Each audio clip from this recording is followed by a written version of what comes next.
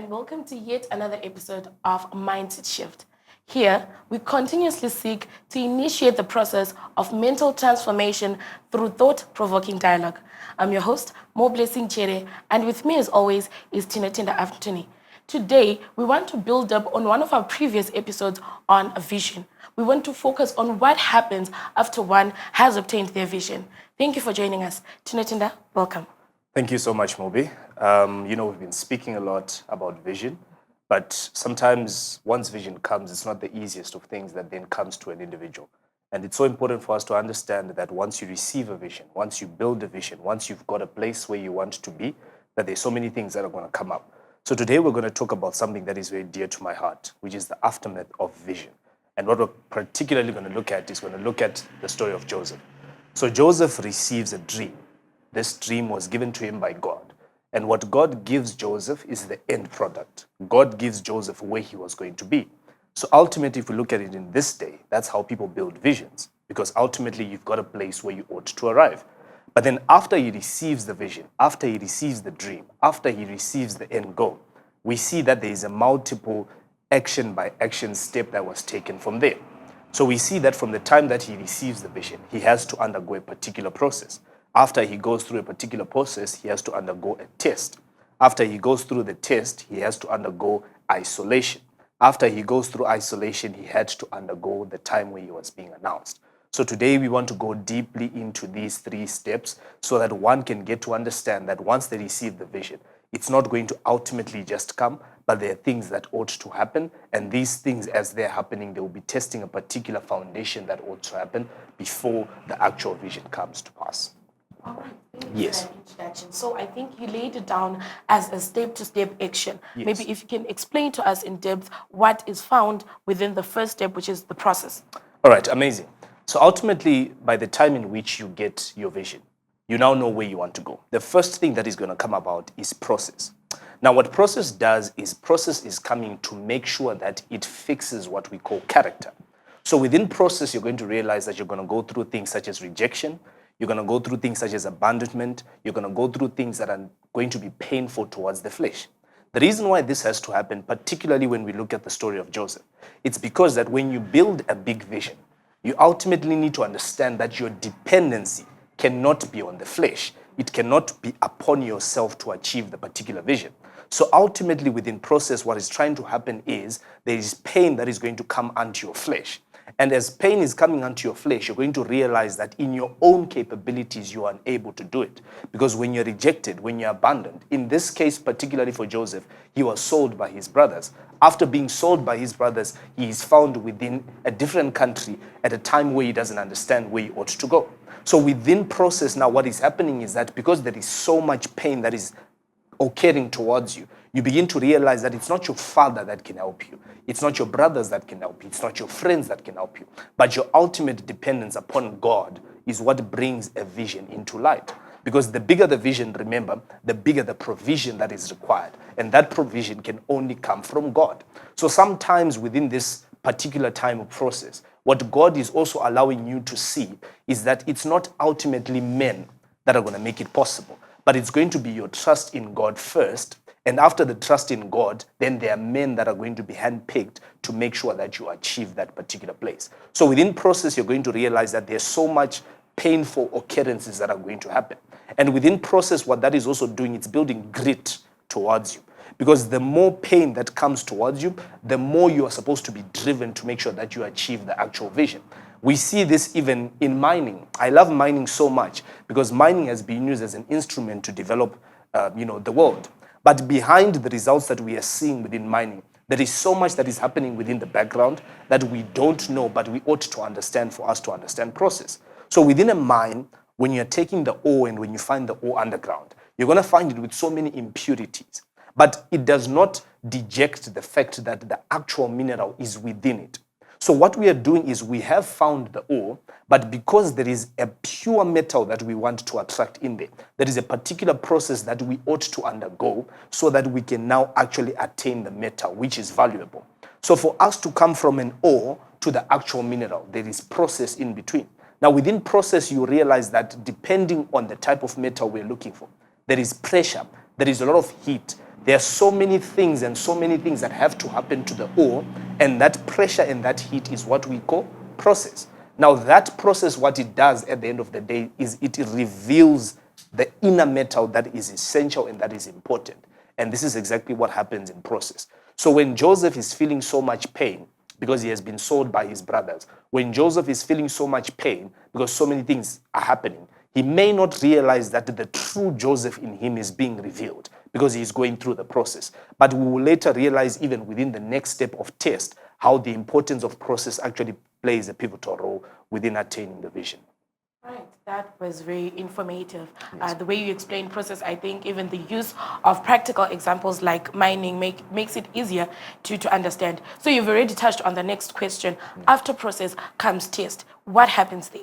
Amazing. So after you've undergone the process, okay, what's going to happen is you're going to build a foundation that is going to develop your trust in God. Now, when you build a foundation that is going to develop your trust in God, it means that you're now orchestrating and operating in different principles. Because the principles you're now operating by, they are principles that are led by God. So ultimately, it means that when a man goes through process, when a woman goes through process, their dependence shifts from men and then it goes unto God. But when your dependence moves from men and it goes unto God, you need to understand that you are now under a different level of government. You are now under a different level of constitution. You are now under a different level of being led. The moment in which you are under a different government, it means that the things that you do are no longer the things that everybody else does. Meaning to say that now you have to undergo a test. What the test is going to do is it is going to come and find out whether the process was complete. Now, Mobi, what we do in mining is the moment in which we undergo the process from an ore and we now think we've actually found the metal. There are tests that we are going to do to make sure that this one is pure. So, for example, if it is gold, because gold is a brass metal, what we're going to do is we'll place it in acid. When we place it in acid, we are able to tell through what is going to be composed by the acid that there is gold. Because if you add the acid within the gold, it is not going to dissolve. So that test is ultimately going to tell you that now you've got gold. If you take it through acid and you realize that all of it dissolves, then you will know that out of the ore you have not yet found gold. So which means you have to go back to the what? To the first place. So what test comes to do? It comes to test whether the process has been complete for you to go to the next step. So we see this in Joseph. After Joseph is sold and abandoned by his brothers, after he is rejected, after he is shifted from his place of comfort and he goes into the next country, what comes is Potiphar's wife. Now, Potiphar's wife is a system. Potiphar's wife is not just an individual. Potiphar's wife is a system that comes to give you things that are against the principles God has given you. So you're going to realize when you've built a vision in this world, because there are also principles that this world runs by. Remember, Mobi, there are easy principles towards achieving the vision. There is corruption. There is malice activity. There is things that are spiritual outside the principles of God. So all these things, they are going to come soon after process. They come to test whether the individual's trust in God is complete. And what it does is if you are not yet complete in terms of process, unfortunately, the world is like a big school, okay? You can miss class, but when the examination comes, if you fail to excel, you go back where you were supposed to be. So within process now, Potiphar's wife is going to come. Potiphar's wife is going to show you a very beautiful lady. You know, many a times when we look at the story of Joseph, we forget how beautiful she was. Because we can actually get an example of how beautiful she was by going back to the times of Esther, where before Esther was taken by the king, she had to undergo a beauty therapy session for months just for her to be beautified. So you realize that that's how beautiful Potiphar's wife was. She was not just a wife, but she was a wife who had been edified with beauty. And for Joseph, it was going to be easy for him to sleep with her. After Joseph sleeps with her, what that was going to do was it was going to attract more favor for him. But after attracting more favor with men, it was going to keep Joseph within Potiphar's house. Most probably that wife would have said to Potiphar, let's adopt this young man, because this young man does not have parents. After he has been adopted, what that was going to do was it was going to keep him in Potiphar's house. But remember, according to the story, we needed Joseph to come and interpret a dream a few weeks, a few months later. So what that was going to do was it was going to delay and it was going to remove destiny. So within the cause of destiny, when you sleep with the system, when you are seduced by the system, you can be forgiven. But what that's going to do is it's going to deter destiny. So many of us, the problem today is when we sin, we ultimately think that forgiveness is enough. Forgiveness was given to all by salvation. But when it comes to the orchestration of destiny, the moment in which you fall into the arms of Potiphar's wife, you may be forgiven for sleeping with her. You may attract favor afterwards. You may receive salvation just like how we've all received salvation. But when the dream of the baker and when the dream of the wine presser has to be interpreted, you are not there. And if we find anyone else that can interpret dreams, it means the king is not going to call Joseph, but the king is going to call the man who would have interpreted the dream. So according to destiny and according to achieving vision, it's not always about have you been tested and you failed, but sometimes the test may keep you in that position for years. So what a test comes to do is it comes to assess whether truly the vision that you have been given or the vision that you have set, it is a vision that is worthy for you to stand by it regardless of what comes. So many people today that are taking shortcuts into destiny, so many people today that are taking successful shortcuts and they are turning before their time. We think they are successful, but according to how destiny was designed, they were supposed to achieve even more than what they are achieving today. So when people are corrupt, when people are doing things that are not right, don't feel sorry for them or feel like that is the better route to take.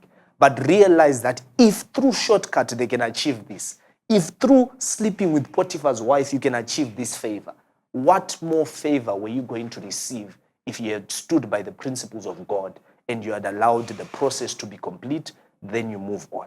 So basically that's what test does.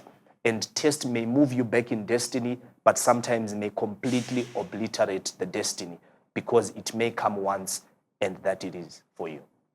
Wow, that was really eye-opening.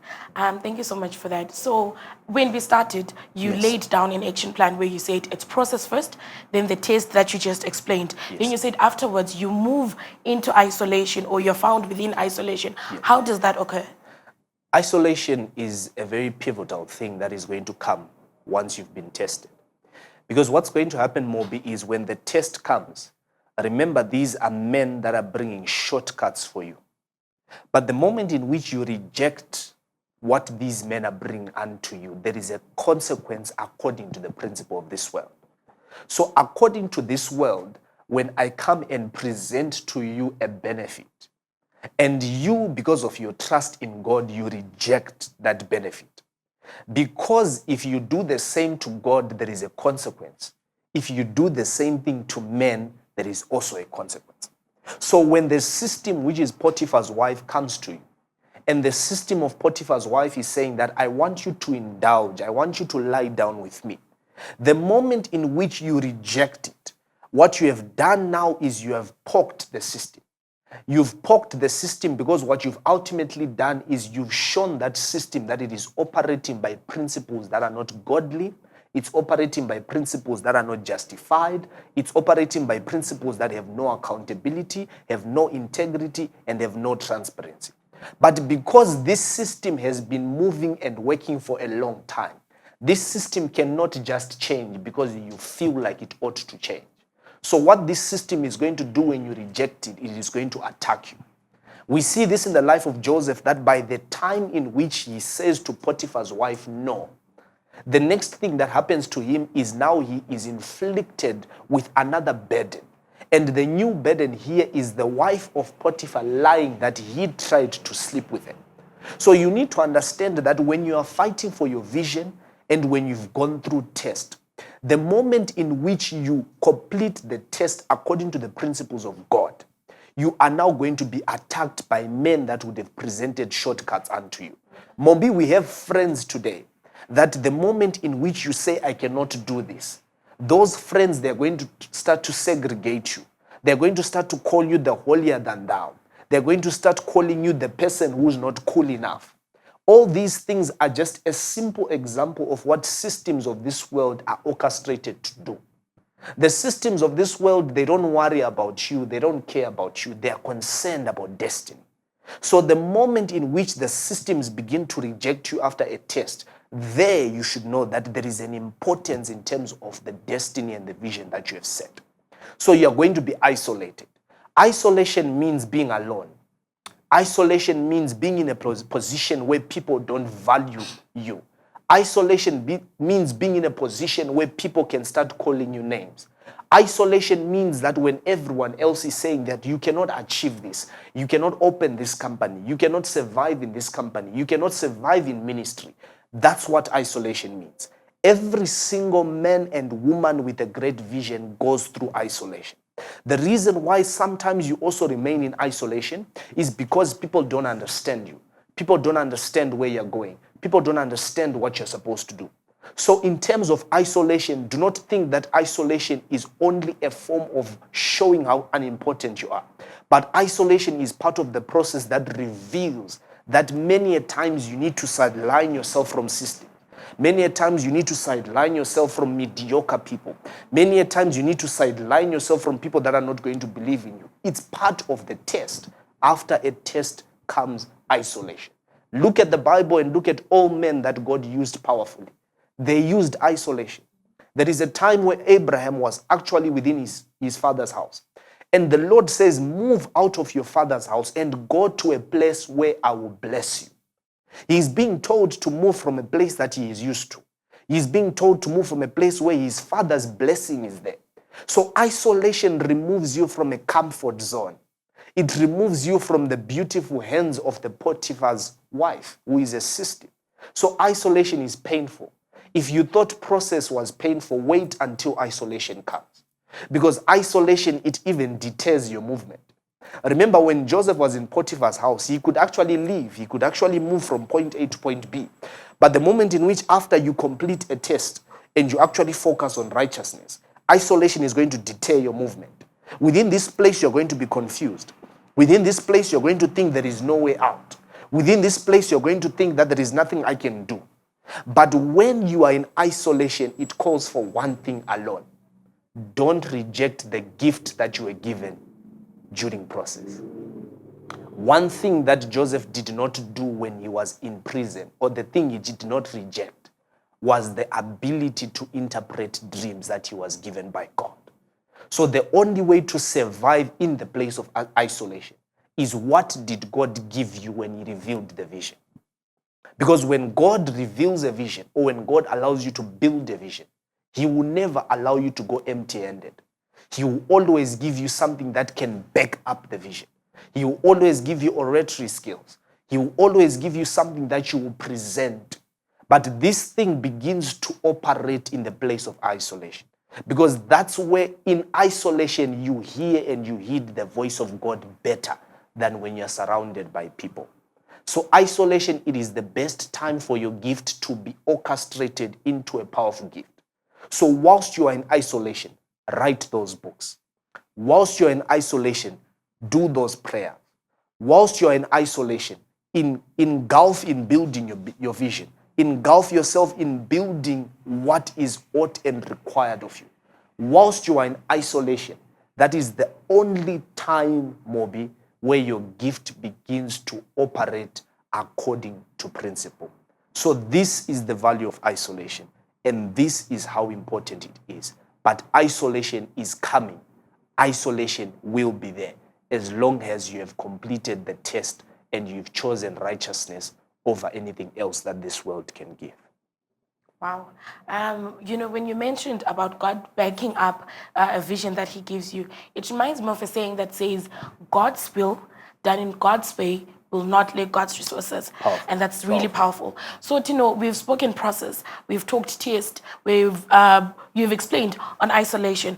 And I think the last step in the action plan is now the point of being announced. Maybe if you can explain deeply on that.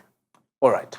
So whilst you're in the position of isolation, one thing that we now need to realize is, if you operate your gift, there is a very powerful thing that God does to Moses when he is sending him unto Egypt. Now, Egypt is a system that is powerfully against the Israelites. But when God is sending Moses, the one thing that Moses says to God, Moses was very prophetic. That man was a prophet. He says to God that, what shall I present before Pharaoh? Now, when you are going to be presented before great men, if there is no gift, great men won't see you. If there is no gift, great men won't accept you. You cannot go before great men and you begin to talk about a vision that is just substance, but there is no result. When you go before great men, the Bible says that, and your gift shall make room for you before great men. Now, before great men, they are not prayers that will make room for you. Before great men, it's not beauty that will make room for you. Before great men, it is not anything that you think you know that is going to make room for you. But what's going to make room for you before great men is a gift.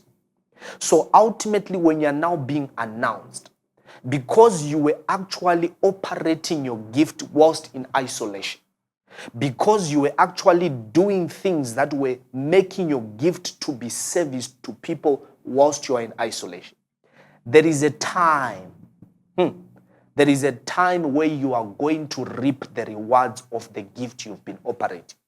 Because gifts, they are said by the Bible that they come from above. So every single gift comes with an element of uniqueness. A gift that is operated according to principle and that is developed according to the ways of God is a unique gift. It means that when you are using it in isolation, there is a time where a problem is going to arise and only your gift can solve it. See, problems, Mobi, when they arise, that are national problems, they are not responded by prayer alone. These problems require you to have a gift that can make sure it orchestrates a strategy to achieve solution. So ultimately, many of the problems that are in society today, what we don't realize, these problems are not going to move away. They are waiting for your gift that is operating in isolation to be recognized by kings. And when kings bring you to the place of influence, this is when you're announced now, Mobi. When you're announced, the king is going to ask what your gift can do to solve the problem that exists in society. Now ask yourself this today. What problem is your vision solving? The gift that is given to make sure the vision is achieved, what problem is it solving?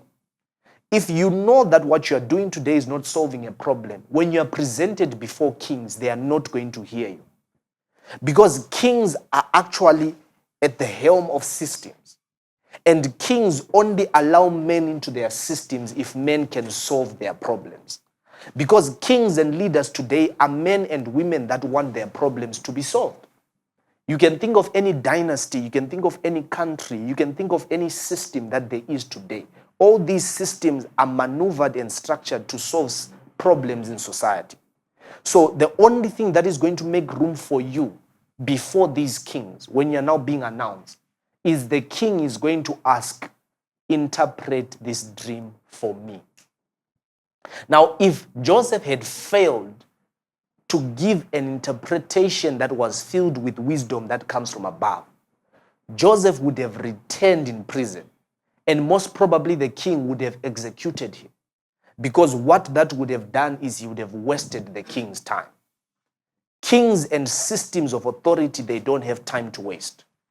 Kings and systems of authority only take men and women that have gone through process, that have established tests and they've passed it, that have been isolated because they've been rejected by the systems that take shortcuts, but men and women that have utilized their gifts whilst in isolation to make sure that a solution arises.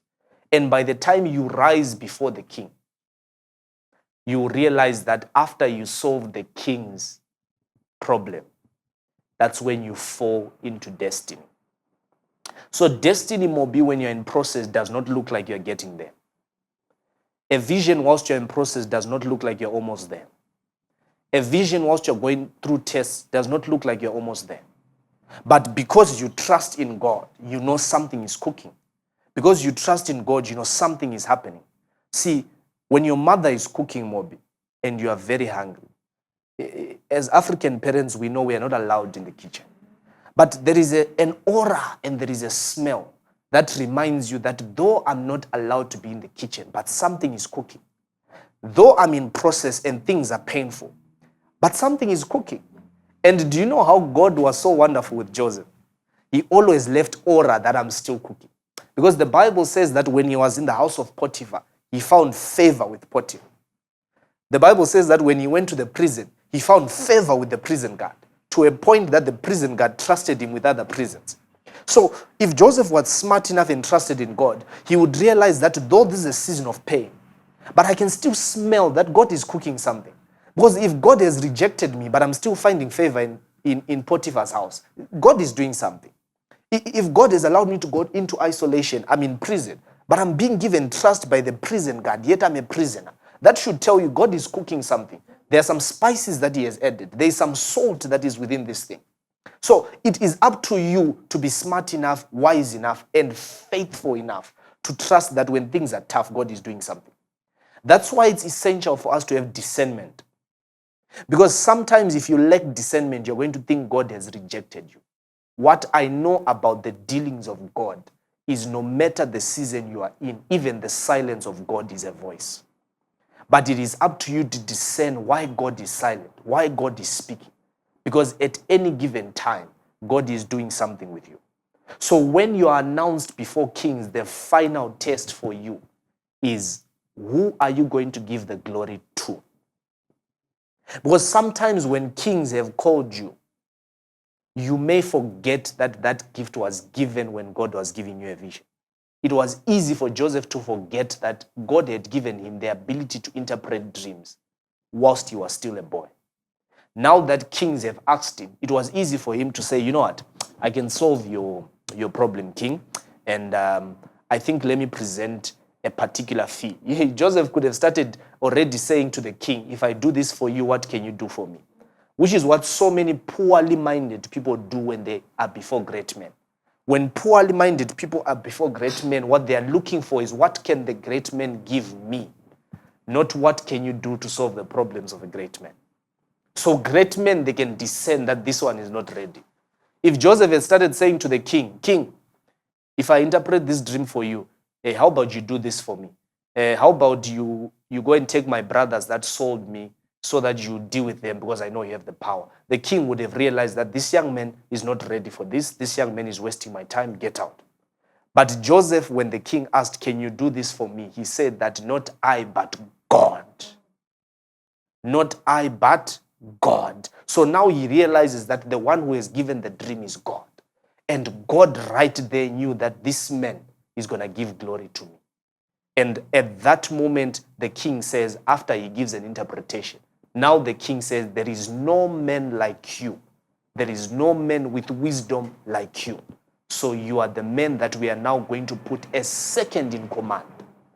And when that is done, then he has been placed in the place of authority. Lastly, Mobi, when you've gotten there, if you are a smart man who trusts in God, you're not going to be angry at your brothers.